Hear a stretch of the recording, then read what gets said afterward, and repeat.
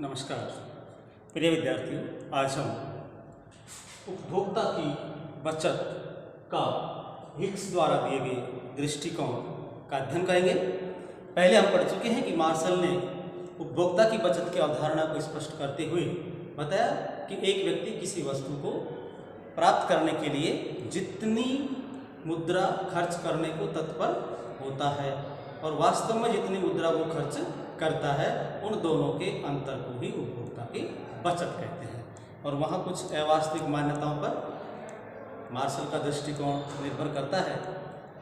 उसमें कुछ कल्पनाएं भी हैं, कुछ अवास्तविकताएं भी हैं। उसका जो दृष्टिकोण है वो इतना वैज्ञानिक और तार्किक नहीं है, इसलिए उसमें सुधार करते हुए हिक्स ने अपना एक नया दृष्टिकोण दिया, जिसमें उन्होंने तटस्थता वक्रों के माध्यम से उपभोक्ता की बचत को मापने की विधि दी है। और यहाँ कुछ अवास्तविक या काल्पनिक मान्यताओं का सहारा हिक्स द्वारा नहीं लिया गया है, इसलिए हिक्स का जो दृष्टिकोण है वो अधिक वैज्ञानिक और तार्किक है।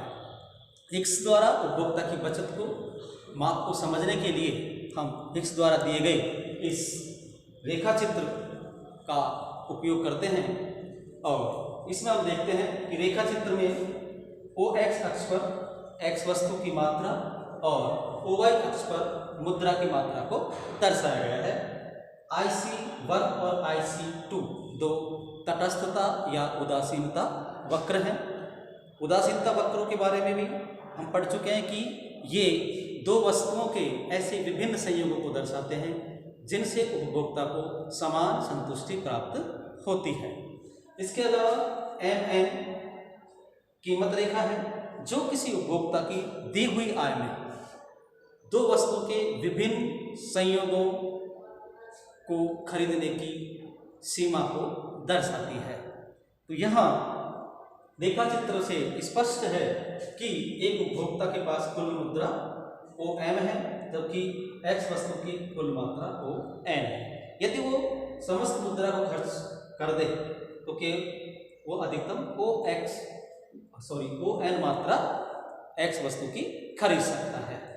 अब यहाँ उपभोक्ता की बचत को मापने के लिए हिक्स ने यह दर्शाया कि यदि एक उपभोक्ता किसी X वस्तु की OQ मात्रा को क्रय करना चाहता है तो उसके लिए वो कितनी मुद्रा खर्च करने को तैयार है। तो यहाँ देखिए, ये जो IC1 तटस्थता वक्र है, यह यहाँ से निकलते हुए M बिंदु से निकलते हुए नीचे जाता है और यह कीमत रेखा MN को स्पर्श कर रहा है या ये यहीं से उद्भूत होता है।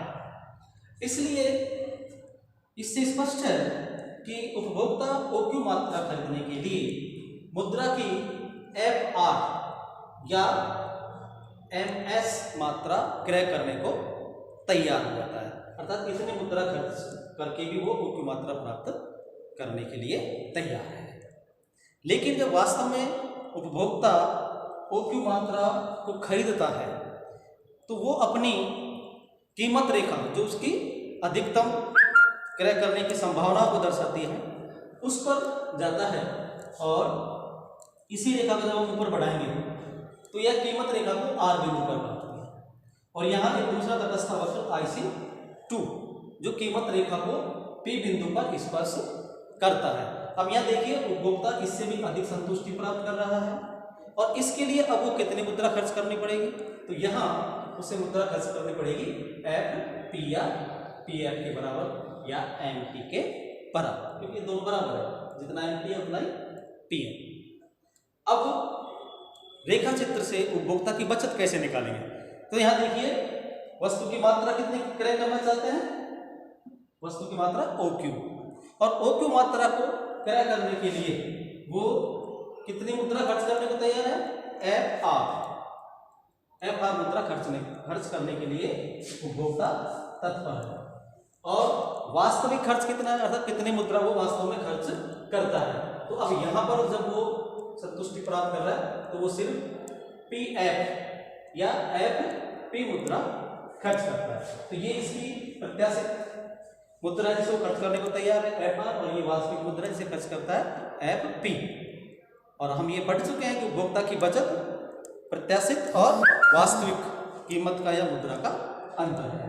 तो यहाँ उपभोक्ता की बचत CS बराबर FR माइनस FP, और FR में से FP को घटाएंगे तो ये जो क्षेत्र है PR, ये उपभोक्ता की बचत है, ये प्रति इकाई बचत है। और यदि हम कुल बचत का पता करेंगे तो ये जो संपूर्ण क्षेत्र है कुल बचत को दर्शाता है। कुल बचत बराबर TPSR।